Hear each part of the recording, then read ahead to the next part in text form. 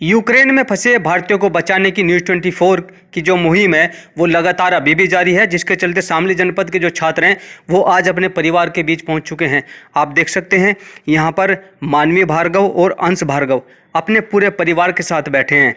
ये लोग आज ही यूक्रेन से भारत पहुँचे हैं और अपने जनपद शामली में अपने परिवार के साथ हैं। आज मैं आपका परिचय करा दूँ, ये अंश और मानवी भार्गव के दादाजी हैं, ये दादी जी हैं और मेरे साथ आप देख सकते हैं इधर मानवी भार्गव है, ये अंश भार्गव हैं और उसके मम्मी पापा। इन सबसे आज जानेंगे कि जो यूक्रेन में हुआ है उसके चलते इनके ऊपर क्या आप बीती है और आज ये शामली में अपने परिवार के साथ मौजूद है तो कैसा महसूस कर रहे हैं। मेरे साथ मानवी भार्गव है, उनका हम स्वागत करते हैं। मानवी जी, आपका स्वागत है न्यूज़ 24 के साथ। कहते हैं कि रोशनी अगर खुदा को मंजूर हो तो आंधियों में भी चिराग जला करते हैं। आज एक ऐसी जगह आप पहुंचे हैं जहां पर आंधी थी, लेकिन आज आपके परिवार में खुशी का चिराग जला है। तो आप क्या मानते हैं, यूक्रेन में और भारत में किस तरह का अंतर आज आपको देखने को मिला है? वहां का माहौल क्या था और यहाँ का कैसा माहौल है? मैं यूक्रेन में इवानो शहर से थी। मैं वहाँ पढ़ रही थी, इवानो फ्रैंकिस नेशनल मेडिकल यूनिवर्सिटी पे मैं फर्स्ट ईयर था। इस समय वहाँ का माहौल बहुत ही रिस्क है। लगातार रशियन वार वहाँ पर चल रही है, लगातार वहाँ पर बॉम्ब अटैक हो रहे हैं। बहुत सारी मेडिकल यूनिवर्सिटी में बॉम्ब अटैक ऑलरेडी हो चुके हैं। तो इस समय भारतीय बच्चा वहाँ पर बहुत बुरी तरीके से घिर चुका है। बॉर्डर्स लगभग इतने नहीं खुले हैं। कल जाकर पोलैंड हंगरी के बॉर्डर खुले हैं, वहाँ पर कई हज़ार बच्चा फंसा हुआ था। 18,000 बच्चा वहाँ पर MBBS का कोर्स कर रहा है और 4,000 बच्चा सिर्फ अपने वतन वापस आ पाया है। जो बच्चे वहाँ पर फंसे हुए हैं वह इस समय बहुत रिस्क में हैं। अच्छा, ये बताइए, अभी आप जिस यूनिवर्सिटी में थी उस यूनिवर्सिटी के अंदर बंकर थे, लेकिन आप लोगों को वहाँ पर रहने नहीं दिया गया, ये क्या रहा है, क्या बात रही है? जब भी हम किसी फॉरेन कंट्री में रहते हैं, हम वहाँ के लिए एक फॉरेनर्स हो गए, तो वे प्रायोरिटी सबसे पहले अपने देशवासियों को देते हैं। मेरा जो यूनिवर्सिटी थी उसी के अंदर ही एक बंकर था जो कि 150 लोगों की कैपेसिटी थी उसके अंदर, लेकिन जो मेरा मेडिकल स्टाफ और डिपार्टमेंट है वो 150 लोगों से भी ऊपर है। तो मुझे नहीं लगता कि वहाँ पर इंडियंस का इतनी जल्दी सुविधा हो पाएगी कि कोई भी इंडियन जाके वहाँ रह ले। जब आप वहाँ थे तो क्या आपको महसूस हुआ, फर्स्ट जो वहाँ पे वॉर हुआ वो किस तरह से आपको महसूस हुआ? मैं इवानो में रहती थी तो वो पोलैंड के काफ़ी पास पड़ता है, तो हमें लगता था कि हम काफ़ी सेफ हैं यहाँ पर। जो युद्ध शुरू होगा वो खार्किव कीव या कैपिटल से स्टार्ट होगा और हम वहाँ से कई 100 किलोमीटर दूर हैं। लेकिन रशिया की जो सबसे पहले वार का स्टार्टिंग हुई वो मेरी ही सिटी से हुई और मेरे घर से सिर्फ 2 किलोमीटर दूर सबसे पहला बॉम्ब अटैक हुआ जो कि एयरपोर्ट पे हुआ है।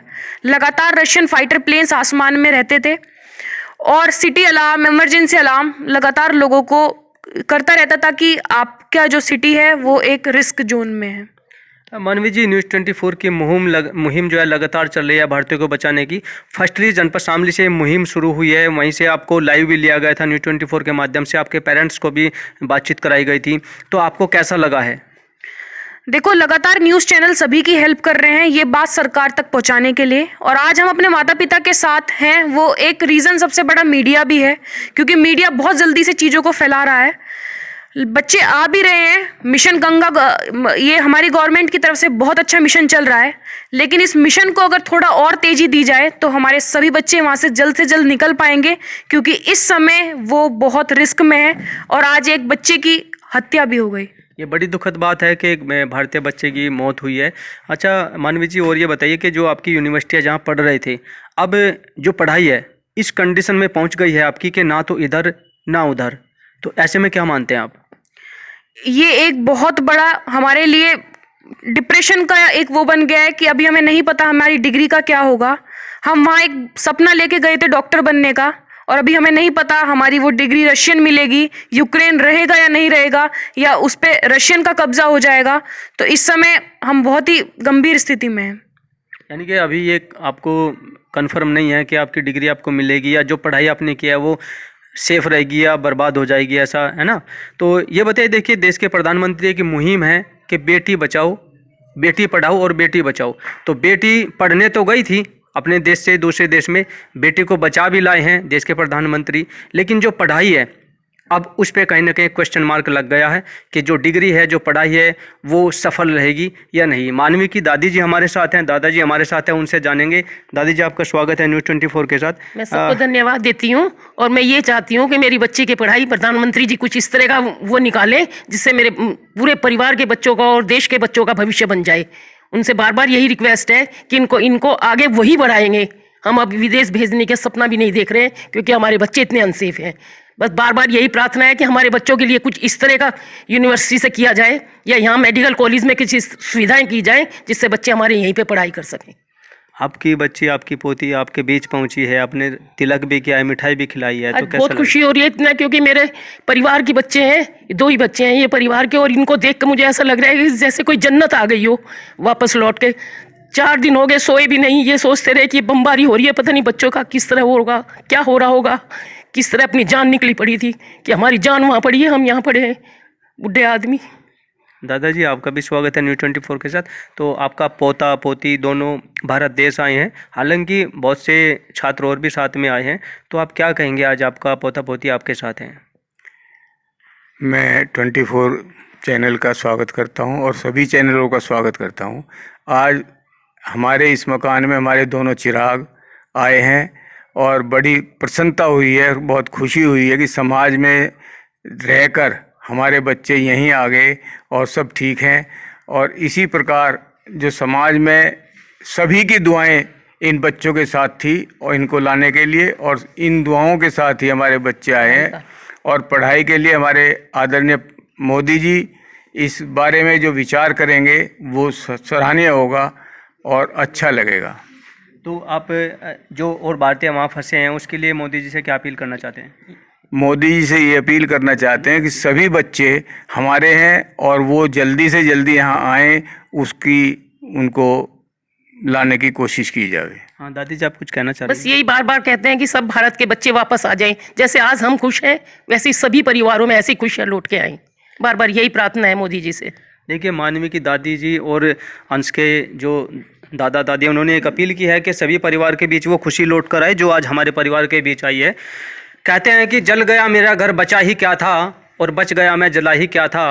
ये 2 बच्चे हैं जो यूक्रेन से ज़िंदगी और मौत के जो माहौल चल रहा है, वहाँ पे जो जंग छिड़ी हुई है, उसी के बीच से आज अपने परिवार के साथ पहुँचे हैं। मेरे साथ अंश भार्गव हैं, उनसे जानेंगे, क्योंकि उनकी जो सिस्टर है वो उनसे छोटी है, MBBS जो है फर्स्ट ईयर की छात्रा है, और मेरे साथ जो अंश है वो MBBS का 4th ईयर का छात्र है। पढ़ाई के बारे में क्या कहेंगे, क्या माहौल रहा है, रोमानिया तक कैसे पहुँचे, क्या कंडीशन रही है, वो सब जानेंगे।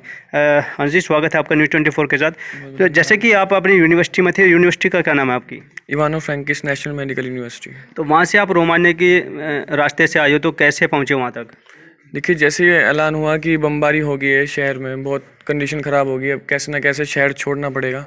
तो हम सब बच्चों ने, हम वहाँ पे 2000 बच्चे थे, सब ने डिसीजन लिया कि हम अपने ही तरीके से या खुद से हम यहाँ से निकलेंगे, अपनी ट्रांसपोर्ट यूज़ करके कैसे ना कैसे बॉर्डर पहुँचेंगे। तो हमने ऑलमोस्ट बहुत 20 बसें कर रखी थी, वहाँ पे सारे बच्चे एक साथ थे, अलग अलग भी नहीं थे, एक झुंड में साथ चले थे, क्योंकि डर का बहुत माहौल था। हमने अपनी बसों पे इंडिया के फ्लैग लगाए थे जिससे हमको कोई दिक्कत ना हो रास्ते में। तो जैसे ना कैसे करके हम 4.5 घंटे में हम रोमानिया बॉर्डर पहुँच गए। वहाँ पे जब देखा तो वहाँ पे बहुत बुरा मंजर था। वहाँ पे 4-5 हज़ार इंडियन स्टूडेंट जो पहले ही खड़े हुए थे, जिनको बॉर्डर पास करना था, तो वो कोई लोग पिछले 3 दिन से थे वहाँ पे, और टेम्परेचर -10 था वहाँ पे, और रोडों पे सो रहे थे। तो कंडीशन बहुत ही ख़राब थी, ना खाने के लिए कुछ, ना पीने के लिए कुछ। जब आप लोग जो रोमानिया की बॉर्डर है उस बॉर्डर पे तैनात थे, इधर दूसरे देश की बॉर्डर थी, उधर दूसरे देश की, तो बॉर्डर करने से पहले क्या हालात रहे और बॉर्डर करने के बाद आपको क्या सुविधा मिली है? देखो, बॉर्डर से पहले तो हालात तो बहुत ख़राब थे। वहाँ पे फायरिंग वगैरह बहुत हुई, क्योंकि इतना बच्चा था तो वहाँ की मिलिट्री पे भी नहीं कंट्रोल हो पा रहा था। वो चाह रहे थे कि जल्द से जल्द हम बॉर्डर क्रॉस कर जाएं और सेफ हो जाएं। तो वहाँ की मिलिट्री ने फायरिंग वगैरह भी की, मतलब बहुत ही, किसी के फ़ोन टूट गए, किसी के चोटें आई हैं बहुत, मतलब लड़कियों को बहुत ही और भी बहुत ही दिक्कत आई है। बट जब कैसे ना कैसे करके 12 घंटे 14 घंटे लगाने के बाद बच्चों ने बॉर्डर क्रॉस कर लिया, उसके बाद वहाँ पे लगा कि हाँ, एम्बेसी के लोग खड़े हुए थे, बसेस वगैरह थी वहाँ पे बहुत सारी जो हमको ले जा रही थी होटल में, और जिसकी फ़्लाइट थी एयरपोर्ट में, तो वहाँ पे सुविधा मिली है, खाने के लिए हमें सब मिला है। वहाँ की रोमानिया की सरकार ने और जो हमारी इंडियन एम्बेसी ने बहुत मदद की। तो आप वहाँ फंसे हुए थे, फर्स्ट टाइम आपको न्यूज़ 24 ने आपके पेरेंट्स से लाइव कराया, तो उसमें क्या कहेंगे आप?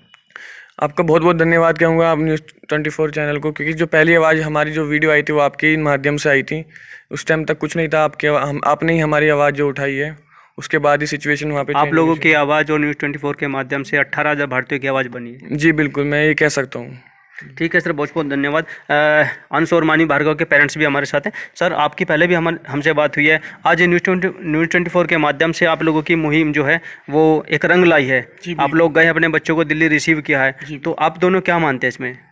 सबसे पहले तो मैं न्यूज़ 24 का ही धन्यवाद अदा करूँगा, क्योंकि सबसे पहले उन्होंने मेरे बच्चों को जब हाईलाइट किया उसके बाद से बहुत तेज़ी आई, और धीरे धीरे जैसे जैसे आप लोगों ने इंटरव्यू लिए या बच्चों को बहुत नज़दीक लिया, तो सरकार भी थोड़ा एकदम स्पीड में आई और धीरे धीरे सारा सिस्टम बनता चला गया, और 4,000 बच्चे अब तक लगभग बच चुके हैं। ईश्वर से प्रार्थना है और मोदी जी से भी एक प्रार्थना है कि जितना हो सके अधिक से अधिक जल्दी से जल्दी, डिले ना करें, जल्दी से जल्दी जितना भी रेस्क्यू कर सकते हैं उतना कराएं। आप क्या कहना चाहेंगे मैडम? मैं तो बस ज़्यादा तो मैं कुछ नहीं कह पाऊँगी, क्योंकि मैं इतनी भावुक हो चुकी हूँ अपने बच्चों को देख के कि मैं कुछ बोल ही नहीं पा रही। बस मुझे तो बस इतनी खुशी है कि बच्चे घर आ गए हैं, क्योंकि वो जो हमारा टाइम निकला है जब बच्चे वहाँ थे, वो इस कदर मतलब आपको बता नहीं सकते कि इतना खतरनाक वो हमारा टाइम था कि बच्चों के साथ वहाँ पे क्या हो रहा है क्या नहीं हो रहा, वो हमें सिचुएशन कभी तो सही लगती थी, फिर कभी लगता था कि कहीं बच्चे हमारे से कोई कुछ ऐसा तो नहीं है कि हम पैनिक ना हो जाए, उस वजह से हमारे से कुछ छुपा रहे हों। तो ये चीज़ बहुत ही मतलब दर्दनाक थी। और पहले तो मैं न्यूज़ 24 का ही शुक्रिया करूँगी कि उन्होंने हमारी आवाज़ बच्चों तक पहुँचाई, और जो हमारे वहाँ पे बच्चे फंसे हुए हैं, मैं सरकार से अपील करती हूँ कि वे बच्चे भी हमारे जल्द से जल्द हमारे भारत में आ जाएं। देखिए, हम लोग अंश भार्गव और मानवी भार्गव के उस परिवार के साथ हैं जो यहाँ पर काफ़ी चिंतित था, और न्यूज़ 24 के माध्यम से इस पूरे भारत में सबसे पहली आवाज़ भारत लाने की, बच्चों को जो यूक्रेन में फंसे थे उनको भारत वापस लाने की अपील, भारत वापस लाने की मुहिम न्यूज़ 24 के माध्यम से जनपद शामली से ही शुरू हुई थी, और उसका बहुत बड़ा असर देखने को भी मिला है, जिसको देखते हुए देश के प्रधानमंत्री ने संज्ञान भी लिया। वहाँ पर फ्लाइटें लगाई गई। अभी भी अपने बॉर्डर पर, अपने देश के बॉर्डर पर 4 कैबिनेट मंत्री जो हैं वो भेजे गए हैं, ताकि जितने भी बच्चे वहाँ बचे हैं और भारतीय जो नागरिक हैं वो फंसे हुए हैं, सबको सेफली से लाया जा सके। हालांकि इस पूरे परिवार की एक मांग है, एक अपील है कि जो यातायात के साधन जुटाए गए हैं वो थोड़ा और जल्दी जुटाए जाएं और ज़्यादा जुटाए जाए, ताकि जो भी 18,000 से जो कम बच्चे वहाँ पे बचे हैं, परिवार बचे हैं, उन सबको जल्दी से जल्दी इस भारत देश में वापस लाया जा सके। सामने से अपने सहयोगी पंकज के साथ अमित शर्मा, न्यूज़ 24।